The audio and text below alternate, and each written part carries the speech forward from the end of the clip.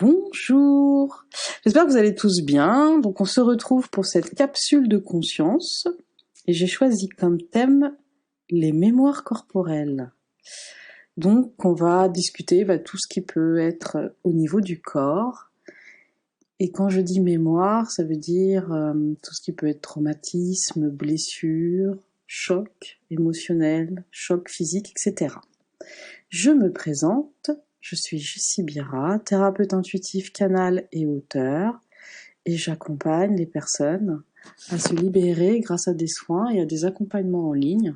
Vous pouvez retrouver tout ce que je fais sur mon site internet clespirituelle.com. Alors, aujourd'hui, je vais essayer de vous expliquer comment fonctionnent les mémoires corporelles. Donc, comme je disais juste avant, lorsque nous vivons un choc, un traumatisme, une épreuve difficile aussi dans nos vies, notre corps va stocker les émotions qu'on ne peut pas gérer. C'est une manière de nous préserver. Par exemple, si vous avez un accident brutal, pour vous préserver, pour pas que vous soyez submergé par votre émotionnel, le corps stocke.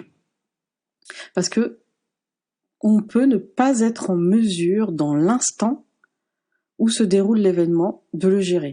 Par exemple, si je suis face à un danger immédiat, mon corps va choisir de faire appel à l'instinct. C'est plutôt notre cerveau qui va faire appel à notre instinct pour pouvoir réagir et nous protéger du danger.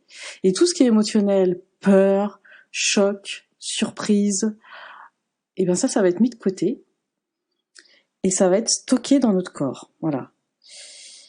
Donc, lorsque c'est stocké dans notre corps, il faut savoir qu'à un moment, il va falloir qu'on le libère, qu'on revisite ou qu'on revive l'émotion pour la libérer.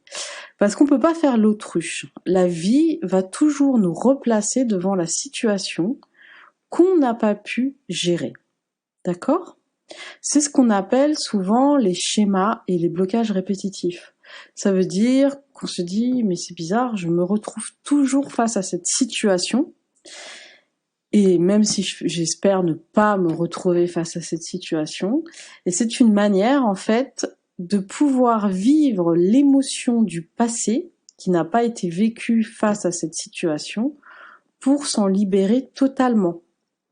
Donc par exemple, imaginons, j'ai pas réfléchi aux exemples, alors je vais essayer d'en trouver un. Imaginons une séparation brutale. J'ai très très mal vécu une séparation brutale, on va dire une séparation amoureuse, et que j'ai tout fait pour la fuir. Alors j'ai pu aller dans le travail, j'ai pu aller sortir tout le temps avec mes amis pour pas gérer cette séparation, pour pas gérer le deuil, pour pas gérer peut-être un sentiment d'abandon. Et ben la vie, par des petites séparations, c'est pas obligé que ce soit des grosses séparations, va essayer de me placer dans la même situation pour que je puisse vivre mon émotion qui est d'abandon, qui est de tristesse et qui est de deuil. D'accord ? Ce qu'il faut comprendre à ce niveau, c'est que notre corps physique, c'est lui le réceptacle de tout ce qu'on vit et de tout ce qu'on a vécu. Il va garder l'énergie en lui pour nous protéger jusqu'au moment où il sentira qu'il a le feu vert pour faire traverser cette énergie qui est l'émotionnel et nous en libérer. Alors il arrive des moments que cette énergie forme une trop grande pression en nous, dans ce corps, et il va l'évacuer par des maladies et des malaises. Mais il cherche toujours à nous protéger et prendre soin de nous. En fait, le poids aussi qu'on peut prendre, qui nous fait râler, sont souvent des kilos émotionnels qu'il prend sur lui. Et c'est parce que à l'instant, on n'est pas prêt à vivre l'émotion ou on fait tout pour la fuir.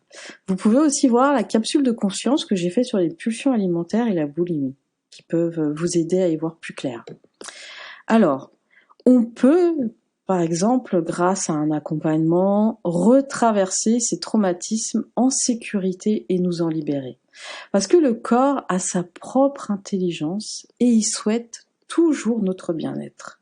Donc à un moment donné, il va stocker pour nous protéger, mais tôt ou tard, il va nous proposer de nous faire retraverser ces émotions pour nous en libérer, parce que ça bloque notre circulation énergétique en nous. Donc c'est pour notre bien-être qu'on doit revisiter ces traumatismes, ces blocages ou ces émotions. Donc il va débloquer l'énergie, qui est l'émotion, par des sensations physiques. Ça peut être des endroits du corps, le ventre, la gorge, la poitrine, ou des organes, intestin, estomac, ovaire, créant une oppression ou une douleur. Alors les personnes qui ont tendance à être anxieuses, elles sentent souvent cette boule au niveau de la poitrine ou cette boule au niveau de la gorge. Donc on peut revisiter l'émotion qui est bloquée ou dans la gorge ou dans la poitrine pour s'en libérer définitivement. Il faut vraiment essayer de ne pas juger pour pouvoir se laisser traverser. Parce que dès que notre mental va vouloir juger en bien ou en mal, c'est une manière de bloquer l'émotion ou l'énergie. On a juste besoin d'observer comme un témoin, c'est-à-dire quelle sensation ça me fait, cette boule dans la gorge, et laisser circuler. Lorsque je juge pas, cette boule dans la gorge va ou me raconter son histoire, ou se libérer et me traverser. Par contre, dès que je me dis « Oh là là, j'ai une boule dans la gorge, ça me fait peur, c'est douloureux, ou j'en ai marre, ou j'ai une boule dans la gorge depuis ce jour-là, et se passer en victime », et ben là, malheureusement, on va pas pouvoir faire ce processus de libération, d'accord ? Parce que ce qu'il y a besoin, c'est que l'énergie recircule en nous pour se libérer. On est un peu comme traversé par l'énergie, et comme on l'apprend pas, ni à l'école, ni avec nos parents, on a pris l'habitude de bloquer l'énergie qui nous paraît négative, enfin l'émotion qui nous paraît négative. On la bloque jusqu'à un moment où le corps physique tape de plus en plus fort, et ça finit en maladie et malaise. Donc attention de ne pas juger ou d'associer à la douleur, à la négativité, tous ces symptômes. Parce que vous avez juste besoin d'accueillir votre corps physique dans son langage et à collaborer avec lui pour faire circuler l'énergie bloquée de votre passé. Parce que le langage du corps, ça ne va pas être des mots ou des pensées comme notre mental, ça va être dans des sensations physiques. Donc vous pouvez collaborer avec votre corps physique avec les sensations, en vous disant là ça me fait quoi, et dialoguer avec lui et sentir comment ça bouge. Parce que si vous prenez le temps de rentrer dans des sensations physiques, même des sensations dites négatives, vous allez voir que ça bouge, que ça circule dans votre corps et que ça peut se libérer. Je conseille quand même, pour tout ce qui est traumatisme profond et grave, comme la violence physique, les abus sexuels, les mémoires utérines, de naissance aussi, de vous faire accompagner. On a besoin de soutien et de sécurité pour vivre cette libération de guérison.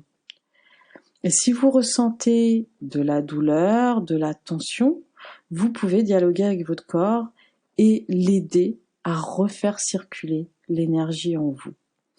Voilà, c'était une petite capsule assez courte, mais qui, je pense, va apporter de belles clés.